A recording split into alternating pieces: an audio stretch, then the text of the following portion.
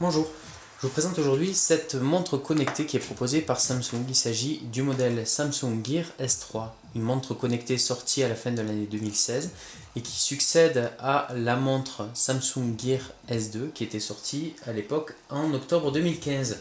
Alors cette montre, la Gear S3, elle est prévue pour fonctionner avec les smartphones sous Android et elle se décline en deux modèles. Le modèle numéro 1 que vous voyez sur la vidéo, c'est le modèle classique qui se caractérise par un bracelet noir en cuir véritable, un cadran couleur argentée et deux boutons couleur argentée qui sortent sur les côtés. Le deuxième modèle, qui s'appelle Frontier, en fait va se distinguer d'une part par son bracelet mais aussi par les boutons et le cadran, les boutons qui ont une autre forme et qui sont plus aplatis.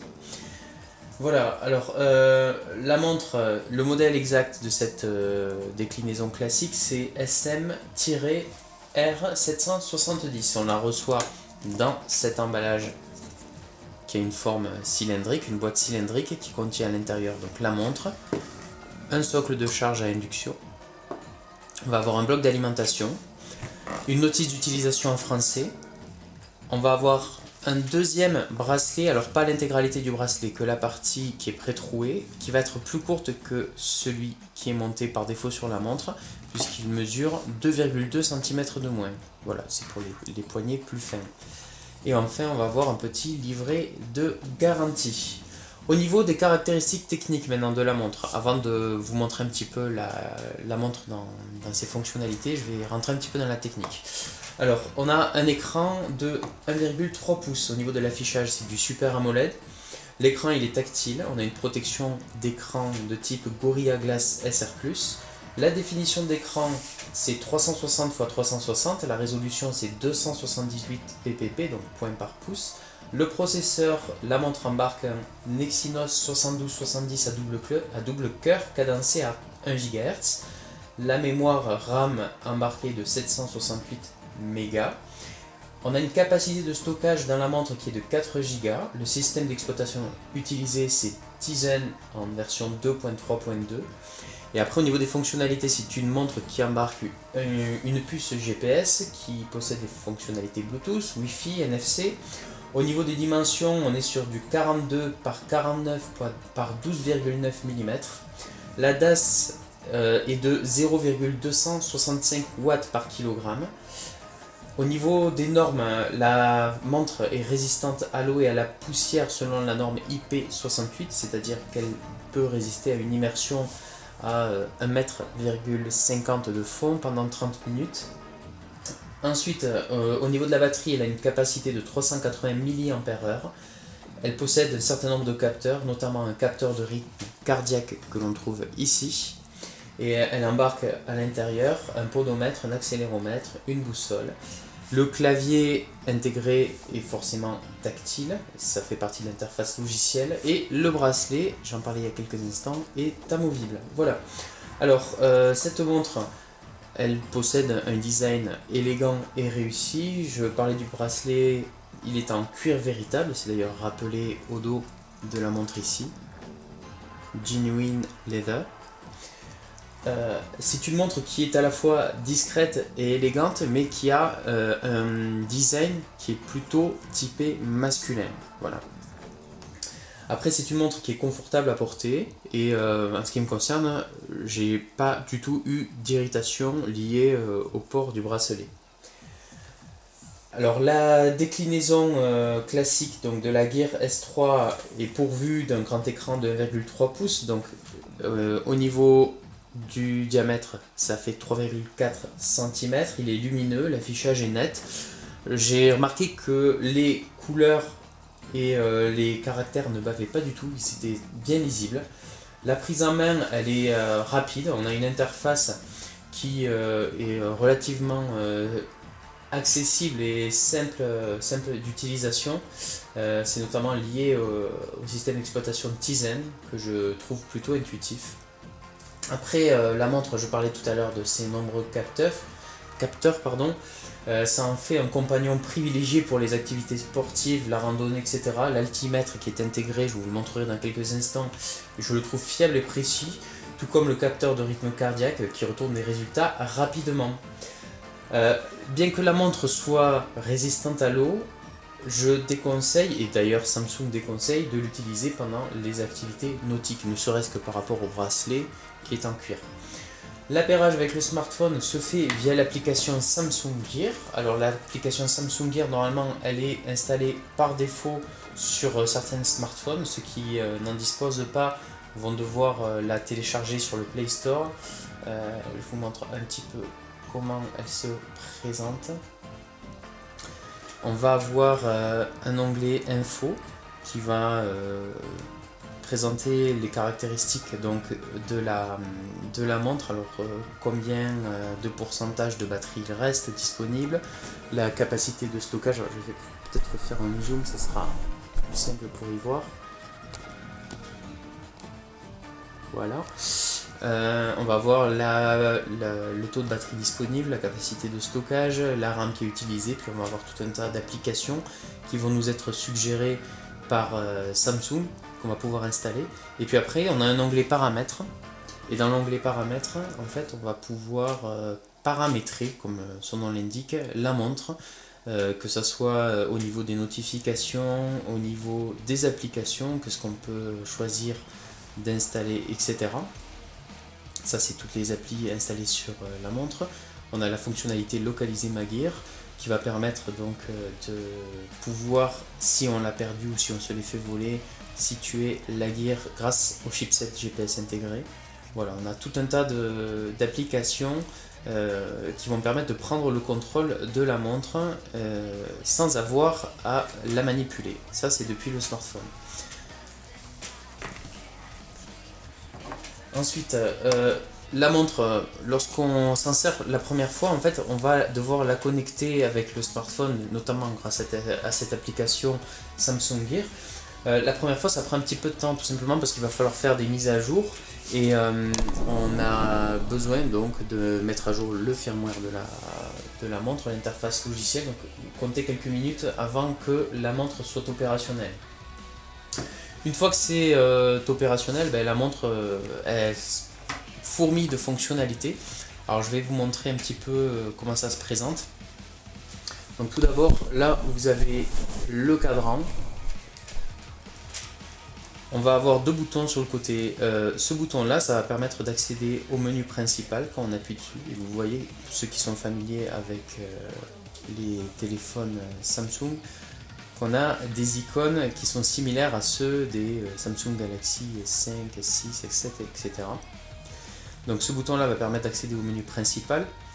Un maintien long sur ce bouton va permettre d'accéder à l'interface pour éteindre la montre, augmenter la sensibilité de l'écran ou passer en mode économie d'énergie. Et puis après, ce bouton là en haut à droite va permettre de faire un retour sur le menu précédent.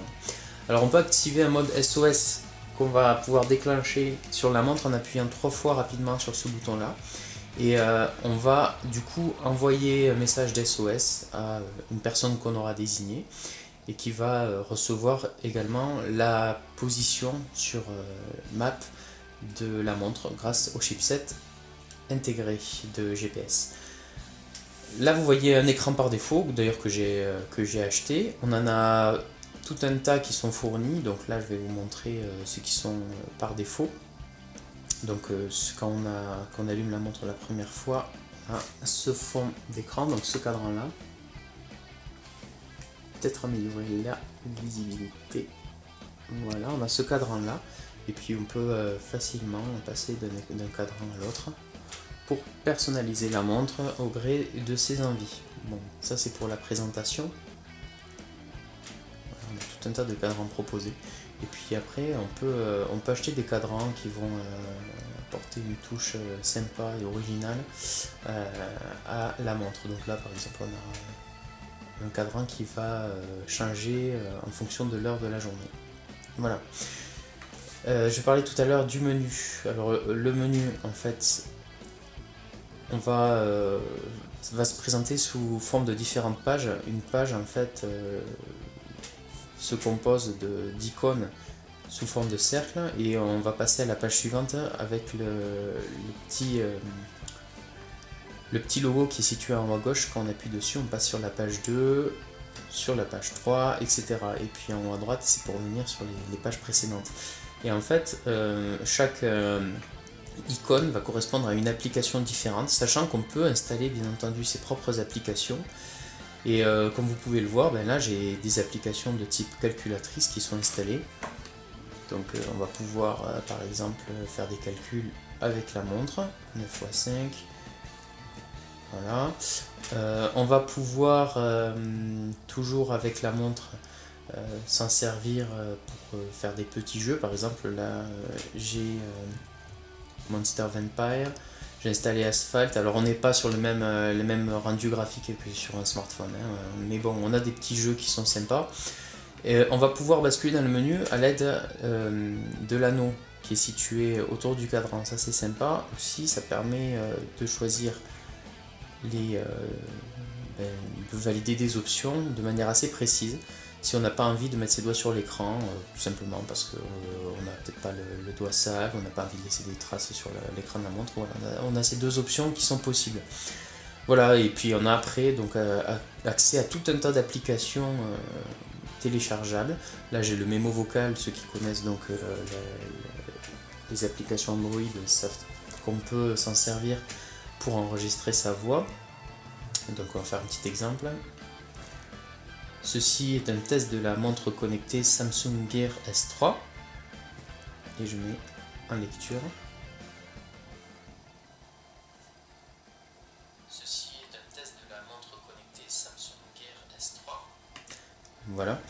Et donc on a tout un tas d'applications qu'on va pouvoir gérer. Et donc après, en dehors de ça, bien sûr, on va avoir accès à des informations de base, donc les contacts.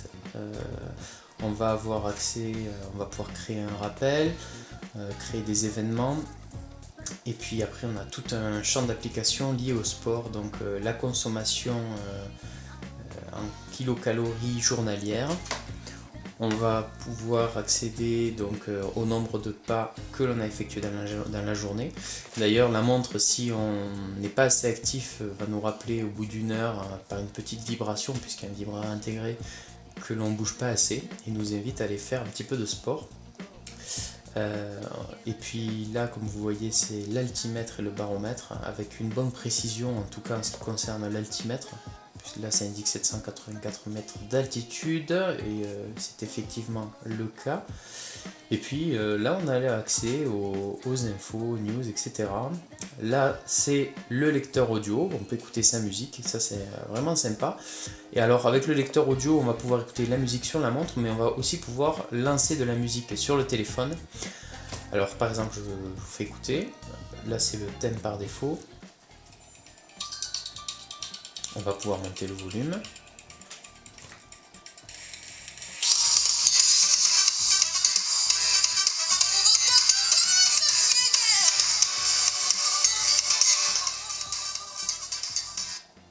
Couper le volume, etc.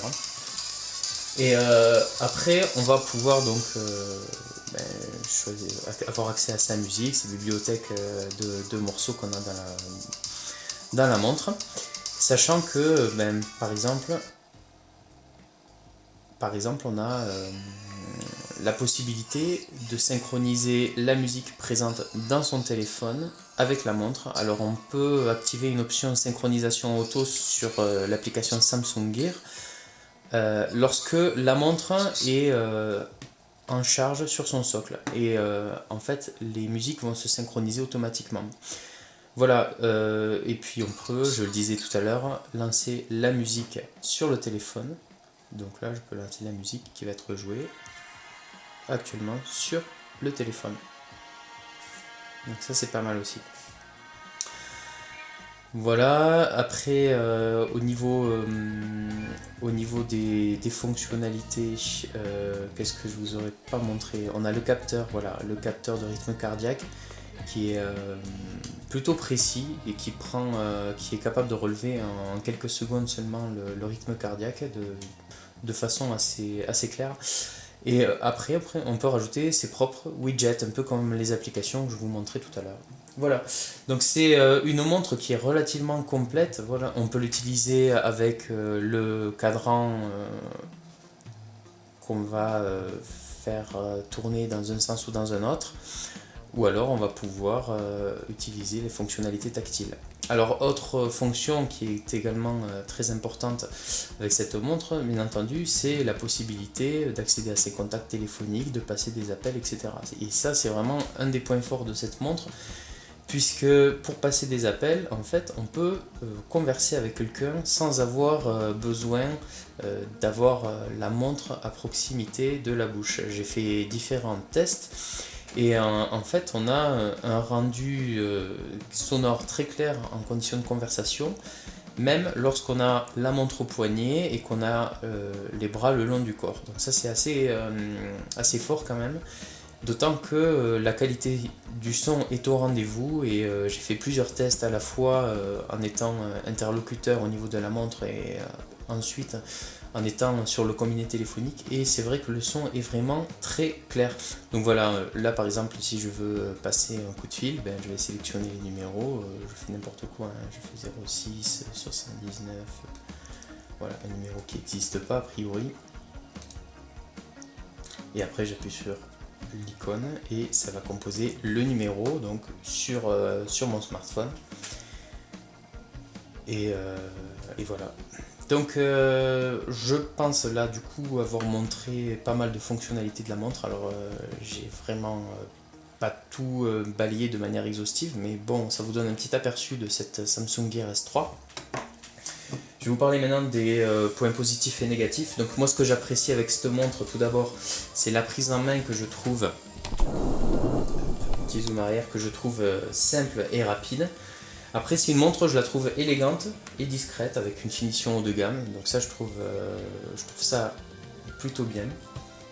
J'apprécie le grand écran tactile qui va permettre même pour les gros doigts de saisir, de sélectionner des informations avec précision. J'apprécie le fait que ce soit une montre qui soit pourvue de nombreuses fonctionnalités. D'ailleurs, on va pouvoir installer à son gré de nouvelles fonctionnalités avec l'application Samsung Gear. J'apprécie le fait que l'affichage soit net et lumineux. Toujours au niveau des points positifs, je trouve que les conversations téléphoniques ont un rendu excellent. J'apprécie le bracelet en cuir que je trouve de qualité et on a une bonne odeur de cuir qui émane de ce bracelet d'ailleurs. J'apprécie la présence du GPS et des nombreux capteurs intégrés, la praticité de la bague, j'en ai parlé déjà. Ensuite, la bonne autonomie de la montre, puisque en utilisation assez intensive, elle arrive à me tenir 2 jours, voire 3 jours. On n'est pas dans les 4 jours annoncés par Samsung, mais c'est déjà pas mal. Et j'apprécie également la possibilité de verrouiller l'écran par code PIN. Voilà. Maintenant, au niveau des points négatifs, je regrette l'impossibilité d'écouter la musique du smartphone sur sa montre en streaming. Donc pour pouvoir écouter la musique qui est présente sur son smartphone, on doit d'abord copier la musique ou alors activer le mode synchronisation auto, j'en parlais tout à l'heure. Je trouve que le socle de charge, alors j'ai pas montré, mais en fait le socle de charge il s'alimente avec un câble micro USB de la manière suivante. On va se brancher derrière et puis la montre elle est aimantée comme ceci et elle passe en charge. On a un petit témoin ici, quand ça devient vert c'est que c'est chargé.